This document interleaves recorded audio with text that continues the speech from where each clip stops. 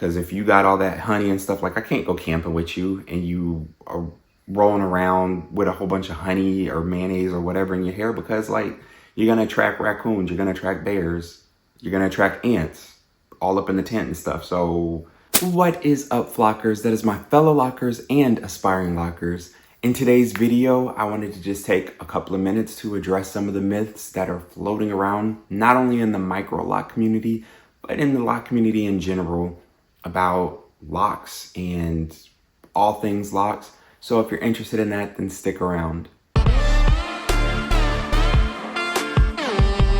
The first myth that I want to talk about, that a lot of people have this conception or this idea that locks can only happen with certain hair types, where there is the truth that certain hair types lock easier or are more prone to locking, and other hair types are the opposite, that they just seem like they don't want to lock. It is a myth that only super tight, kinky, coily hair can lock. Even someone with bone straight hair can lock their hair. It's just going to require a lot more investment and maintenance to make sure that it doesn't unravel, possibly a lot more products, which then can lead to buildup and cakiness and all that stuff. So there's a downfall if you have bone straight hair trying to get locks. It is a myth that only the tightest, kinkiest, coily hair can get locks, because pretty much any hair type can get locks. It's just all about the method, how it's done, how they're installed,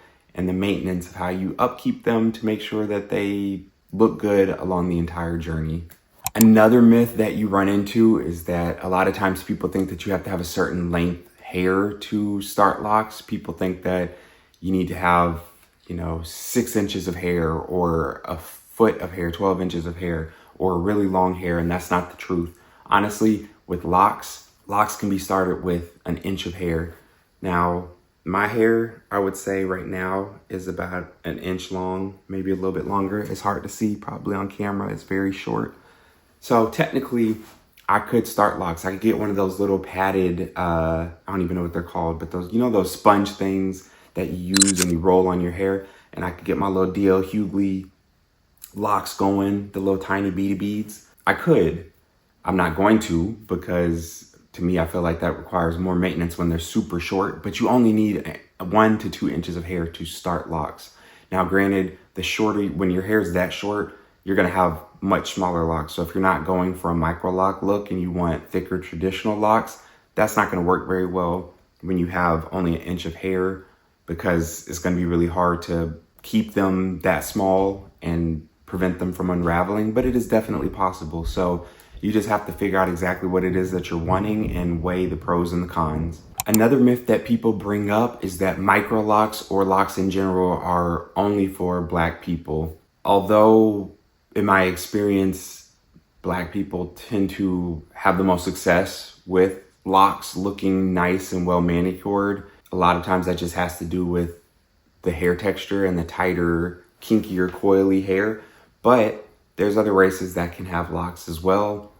Again, like I said earlier, it just depends on your installation method and your maintenance and the products that you're using to maintain the locks. But plenty of different races can get locks. And I actually had someone about a month ago in my comments, and they revealed that they were a white person on the channel, and they came in real hot and real defensive, thinking that I was, gonna tell them that they weren't welcome on my page, or that white people can't have locks, or that they look bad with them. And I was just honest. I was like, you know what? It's not that white people can't have locks. I just have been hard pressed to find a lot of examples of white people looking good with locks. I have seen a few in my life. I will just flat out honesty. I have met a couple of white people who their locks look good. And I was like, okay, clearly whoever you went to knew what they were doing, and they hooked you up. But what I do know is that I don't know if it's still the case, but in the past, there was people, whether it was online or in hairdressers, were telling white people, especially white people with bone straight hair, to lock their hair, that they needed to use all sorts of like food products, like honey in their hair, because of the stickiness and stuff like that, to keep their hair from unraveling. I don't know how well that stuff works, but what I do know is that makes you a friend hazard.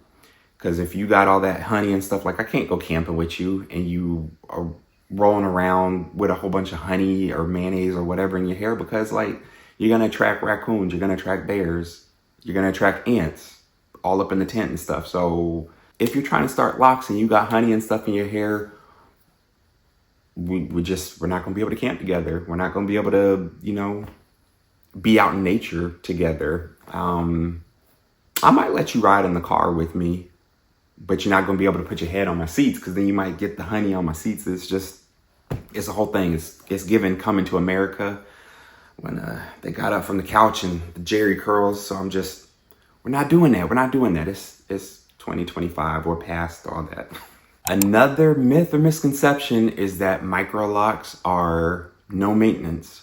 And although on my channel I have said that they are very low maintenance, and I will still stand by that, it's all subjective. If you're someone who is not used to having to do anything to your hair, maybe you've had short hair and you can just wash it and slap a little gel in it or something and shake around and keep going, and that's all you have to do Monday through Friday, month after month, week after week, then I would say that having locks probably would be high maintenance for you, because when you do actually go for your maintenance, it isn't just a quick thing. It does take a significant amount of time. Depending on how many locks you have, it can take several hours or even several days, depending on how quickly you do it. The reason that I call them low maintenance is because for however long you have in between your retie periods, whether it's 4 weeks, 5, 7, 8, 10 weeks, you're not really having to do anything to them. You might spray some water in them when you wake up in the morning. You might put a light leave-in conditioner every now and then. But other than that, you literally just wake up and go. You wake up, you can shake your locks out, and you're done. You're not having to do anything. So for that reason, they are definitely in my book low maintenance, especially if you're coming from a loose natural journey where you're used to having to every day style your hair, detangle your hair, and do all of that.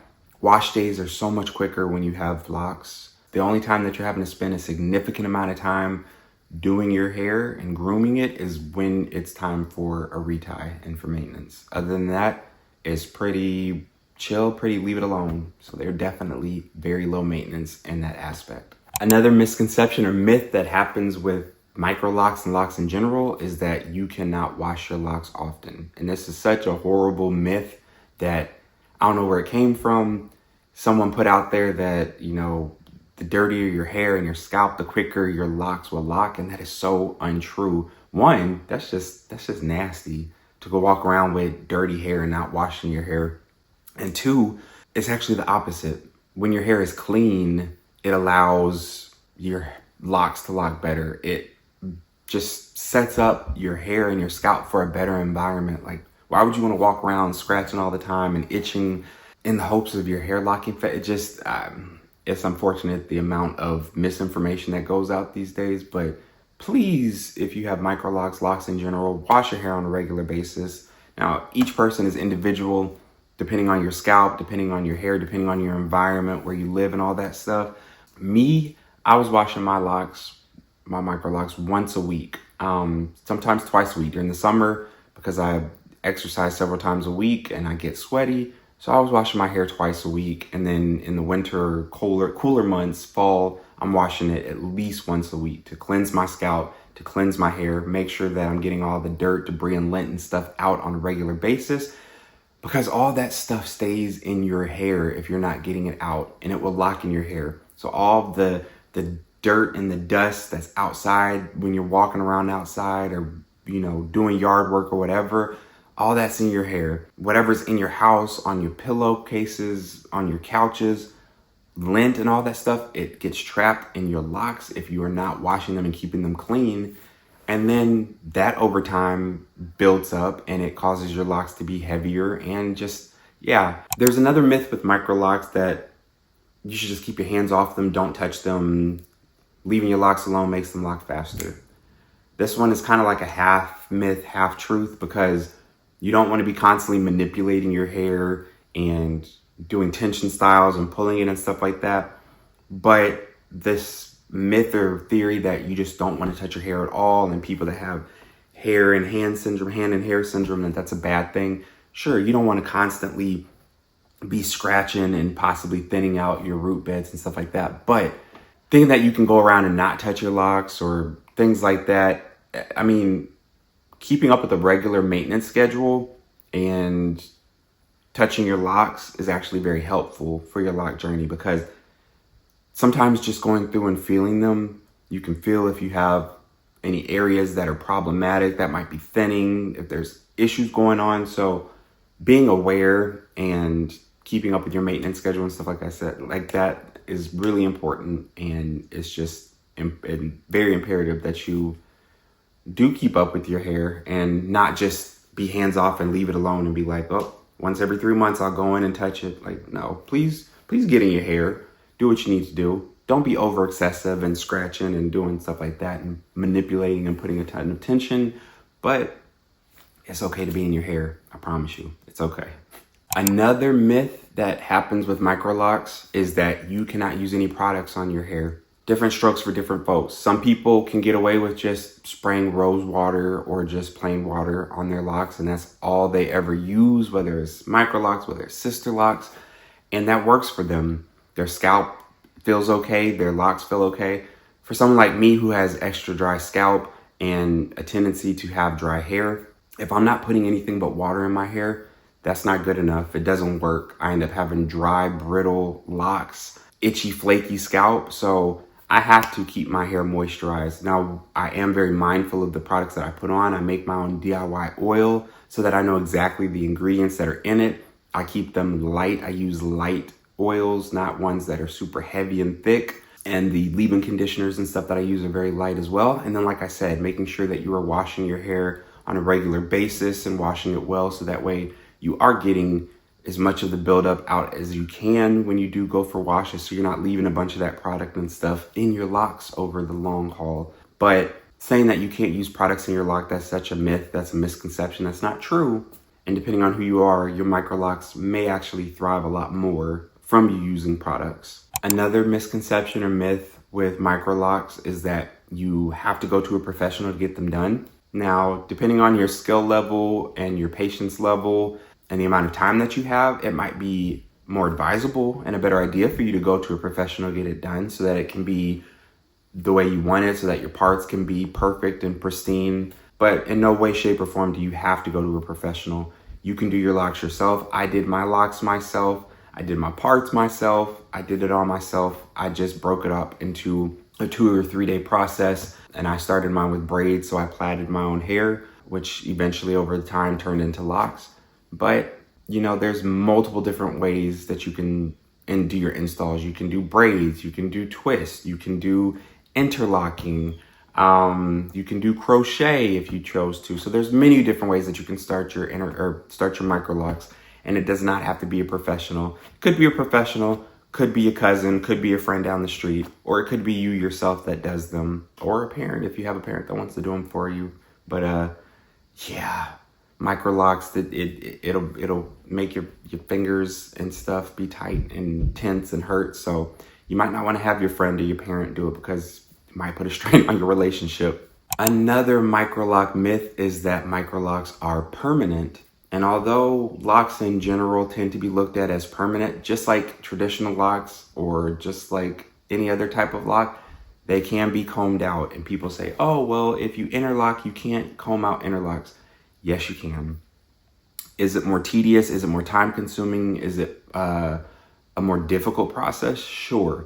But you can comb out Microlocs, whether you start it with braids, twists, interlocking. They can be combed out. It's a time commitment, and it's about being gentle, because if you're just trying to go through really quickly and pick it out with the fine tooth needle or whatever, you're probably going to rip out a lot of hair. So you do have to have patience when you're doing it, and you're going to have a lot of time. But it's not permanent. You can have them in for years. I had mine in for 3 years, and just out of curiosity, I was wondering if I could comb it out. So I did comb out 2 of my Microlocs just to see. And they combed out just fine. And afterwards I had, super long, loose hair that I was able to comb, and I wasn't bald in the spot. So it's definitely not permanent. If you do decide that you want to comb them out at some point, you can if you choose to. There are so many more myths. Maybe I'll make a second video at some point, but we're gonna leave it there for today. So if you've enjoyed this video, make sure that you hit the thumbs up button and also hit the subscribe button so that you can see other videos just like this. Hope to see you next time, and I'll see you in the next video. Bye.